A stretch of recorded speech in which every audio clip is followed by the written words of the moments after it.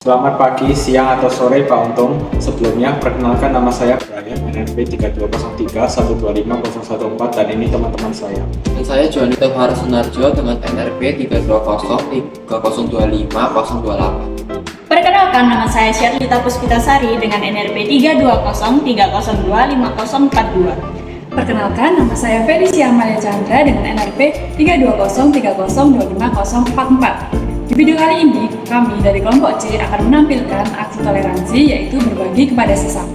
Dan disertai dengan refleksi singkat dari masing-masing anggota kelompok di akhir video. Selamat menyaksikan!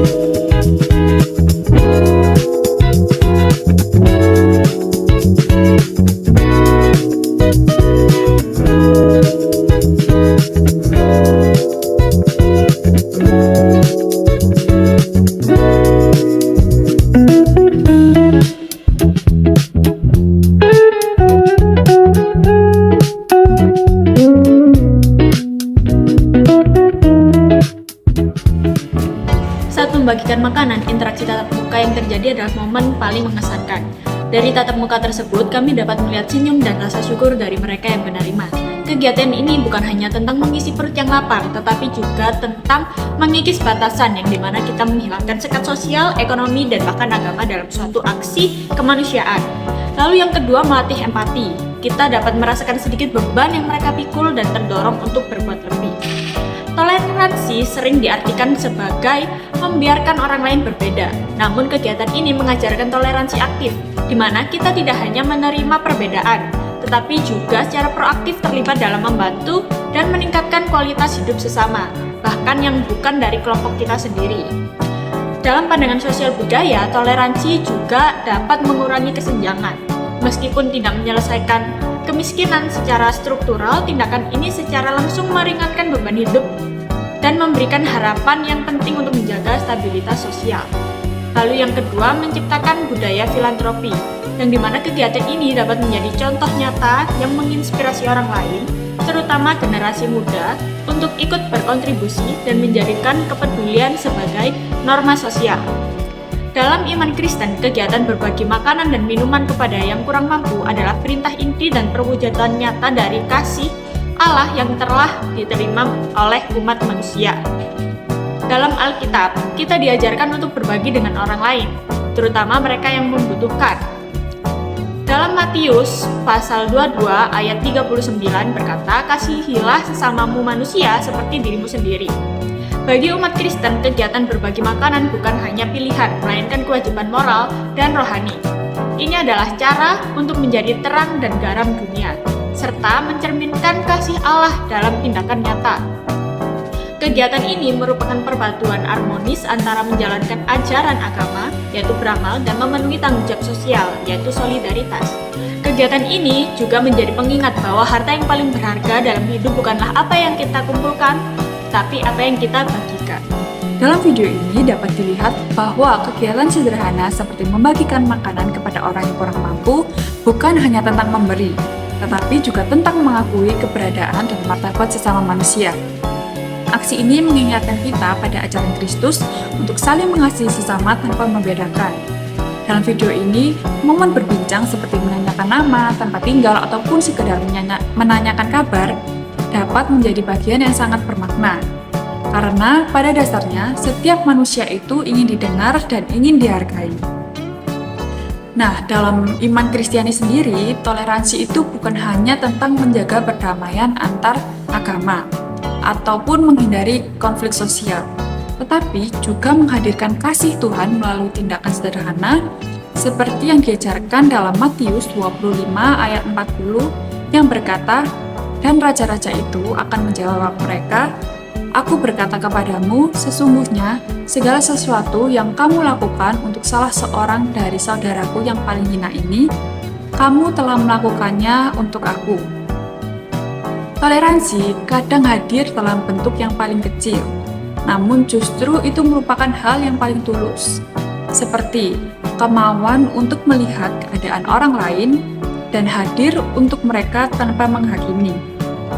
Saat kita menyapa dan mendengarkan cerita seseorang yang mungkin hidupnya jauh lebih berat dari yang kita pikirkan, kita sedang belajar bahwa setiap manusia membawa beban.